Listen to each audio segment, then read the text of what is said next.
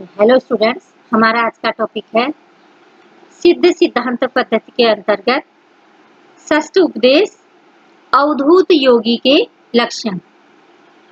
जो हठयोग की साधना करता हुआ अपने लक्ष्य को प्राप्त कर लेता है या उच्च अवस्था की समाधि को प्राप्त कर लेता है, तो उसमें क्या क्या लक्षण दिखते हैं या उसकी क्या क्या विशेषताएं हैं, ये इस उपदेश के अंतर्गत वर्णन किया गया है। तो इसका संक्षेप में जो वर्णन है वो इस प्रकार है। जो अवधूत योगी है उसके जो लक्षण हैं वो इस प्रकार से कहे गए हैं। जो समस्त प्रकृति विकारों का त्याग कर शुद्ध स्वरूप में स्थित हो जाता है वो अवधूत योगी है। मतलब अवधूत किसको कहते हैं? अवधूत योगी उसको कहते हैं जो समस्त प्रकृति विकारों का त्याग करके शुद्ध स्वरूप को स्थित हो जाता है, वो अवधूत योगी है। तो ये इसकी पहचान है। समस्त प्रपंचों से उपरत अखंड विश्व में अखंड शिव में लीन चित्त वाला हो, वह अवधूत योगी है। जो पंच क्लेशों से मुक्त हो, जागृत स्वप्न तथा सुप्ति अवस्था में से मुक्त हो, गुरु दृष्ट मार्ग में दृढ़ता से लीन हो, वह अवधूत योगी है। संसार में अखंड आत्म स्वरूप में स्थित समस्त संकल्प विकल्पों से मुक्त हो, वह अवधूत योगी है। अपने ज्ञान से जगत का कल्याण करता हो, एकमात्र परम ज्ञान पर आधारित हो, अनाहत मृग चर्म धारण किया हो, पराज्ञानमयी शैली गले में धारण की हो, वह अवधूत योगी है। जिसने कटि प्रदेश में मेखला पहनी हो, स्थिर आत्मज्ञान रूपी आसन पर स्थित हो, 6 विकारों से काम क्रोध मोह लोभ जितने भी 6 विकार है, इन 6 विकारों से उपरत हो, तो वह अवधूत योगी है। कानों में चित प्रकाश एवं परमानंद रूपी 2 कुंडल पहने हो, जप माला धारण कर मंत्र पूर्वक आत्म स्वरूप में निरंतर ध्यान रखता हो, वह अवधूत योगी। जो भेदाभेद से अतीत ज्ञान की भिक्षा कर अखंड ज्ञान रूप स्वाद में लीन हो, वह अखंड योगी है। जो अचिंत्य हो, अचिंत्य देश एवं काल से अतीत सर्वव्यापक स्वयं में स्थित हो, वह अवधूत योगी है। जो अपने आत्म स्वरूप का साक्षात ज्ञान करता हो, वह अवधूत योगी है। जो स्वस्वरूप में अपनी स्थिति तक पहुंच चुका हो और धैर्य पूर्वक परम तत्व में लीन हो, वह अवधूत योगी है। तो इस प्रकार से अवधूत योगी के लिए संक्षेप में हम ये कह सकते हैं कि जो समस्त विकारों से, क्लेशों से, अविद्या आदि पंच क्लेशों से मुक्त हो गया हो और जो सांसारिक मोह माया से, सांसारिक लोभ लालच से, सांसारिक वृत्तियों से जो मुक्त हो गया हो, जिसके लिए परमात्मा ही शुद्ध रूप है, वही वास्तविक सत्य है। इस सत्य को उसने स्वीकार कर लिया हो, उसको अनुभव कर लिया हो और उसको जीता हो। एक तो स्वीकार करना है, फिर साधना के द्वारा उसको प्राप्त करना है, उसको अनुभव करना है और अनुभव के बाद उसमें स्थिति बनाए रखनी है। मतलब उसका जीवन उसी में लीन है, उस परम तत्व में, तो वो क्या है? अवधूत योगी है। तो उसकी ऐसे योगी की अनेक रूपों में तुलना की गई है, अनेक ज्ञानियों से या अलग अलग रूपों में उसकी व्याख्या, उसकी तुलना की गई है। तो इसको भी मैं संक्षेप में बताती हूँ। योगी जीवन में अनेक नियमों आचार संहिता का पालन करता है। इस दृष्टि से वह अनेक रूपों में व्यक्त होता है। एक ही व्यक्ति अलग अलग प्रकार की दिनचर्या करता है, अलग अलग प्रकार का व्यवहार करता है, तो वह उतने रूपों में वो व्यक्त होता है, उसका व्यवहार व्यक्त होता है। तो संक्षेप में इस प्रकार है कि वह जैन और बौद्ध है। वो जितेंद्री, आत्मज्ञ, तत्वज्ञ आदि होने के कारण सभी दर्शनों में आस्था रखता है, अतः वह जैन और बौद्ध भी कहलाता है।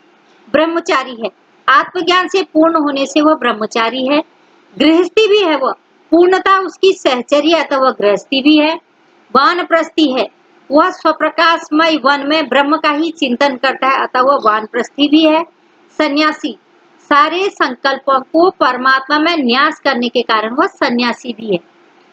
त्रिदंडी, त्रिदंडी का मतलब है माया, कर्म एवं कला जाल का तत्व ज्ञान से निवारण करता है, इसलिए वह त्रिदंडी, मतलब ये 3 दंड हो गए। इन 3 दंडों के कारण उसको त्रिदंडी कहा गया है।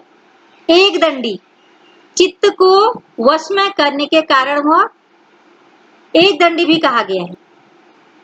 शैव, शैव इसलिए कहा गया है जो परम शिव का साक्षात्कार कर लेता है वह शैव कहलाता है।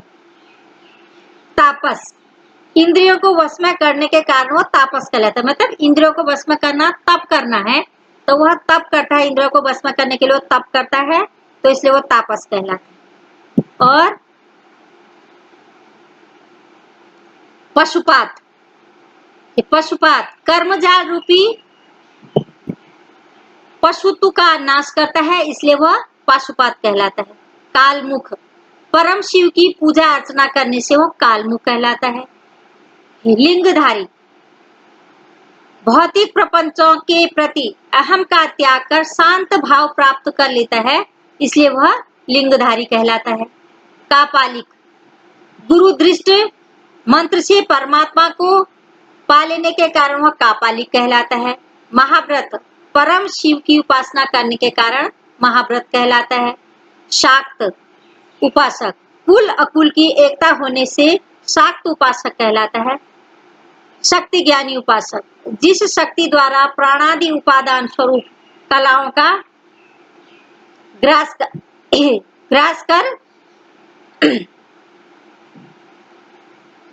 कर लिया जाता है, उस शक्ति को का ज्ञाता शक्ति ज्ञानी उपासक कहलाता है, इसलिए वह शक्ति ज्ञानी उपासक है। मतलब अलग अलग रूपों में जैसा वह व्यवहार करता है, पशुपति का करता है, शाक्त का करता है, शैव का करता है, तो उसी रूप में उसकी तुलना की गई है।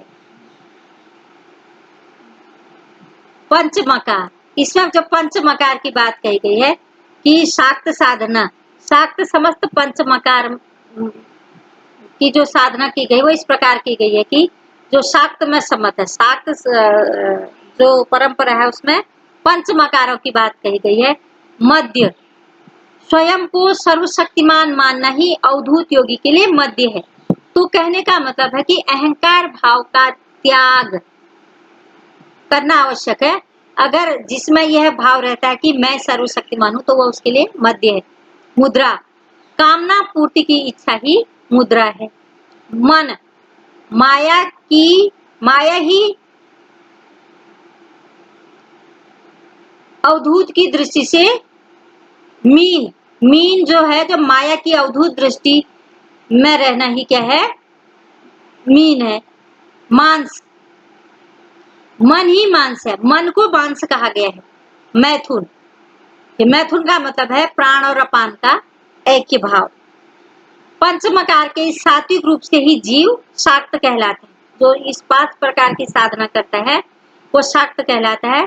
एक ही योगी जब एक ही तत्व की अनेक रूपों में उपासना करता है, उसी के अनुरूप उसके अनेक नामों से जाना जाता है। जैसे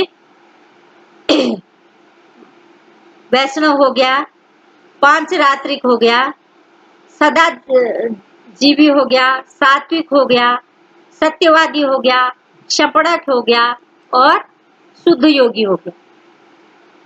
तो इस प्रकार से जो अवधूत योगी है, अवधूत योगी या जो उच्च अवस्था को प्राप्त करना, ये हठियों का लक्ष्य रहा है। चाहे कोई भी हठियों का ग्रंथ है, इसकी समाधि महाबोध समाधि है। और इसके अलावा ये जो साधक अलग अलग प्रकार से साधना करता है, यह उसी रूप में उसको जाना जाता है, उसी नाम से उसको जाना जाता है। तो इस जो सिद्ध सिद्धांत पद्धति है, इसमें इस शरीर की तुलना करते हुए, अष्टांग योग की बात करते हुए, उसके फल की बात करते हुए, और जो फिर साधक उस फल से जो साधक के व्यवहार में जो परिवर्तन आता है या जो उसका व्यक्तित्व बनता है, उसकी भी चर्चा इसमें कही गई है। तो इस प्रकार से 6 उपदेशों में यह सिद्ध सिद्धांत पद्धति है।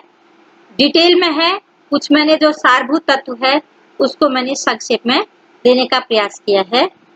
तो इसको और भी डिटेल में पढ़ने की आवश्यकता है, क्योंकि यह ग्रंथ अन्य ग्रंथों से हटकर है। अन्य ग्रंथों में आसन, प्राणायाम, मुद्रा, बंध कॉमन चीजें हैं कई, लेकिन इसमें थोड़ा से हटकर के चीजें हैं, और इसमें विशेषकर हठियों का जो साधक है उसके लिए इसमें ज्यादा मैटर है।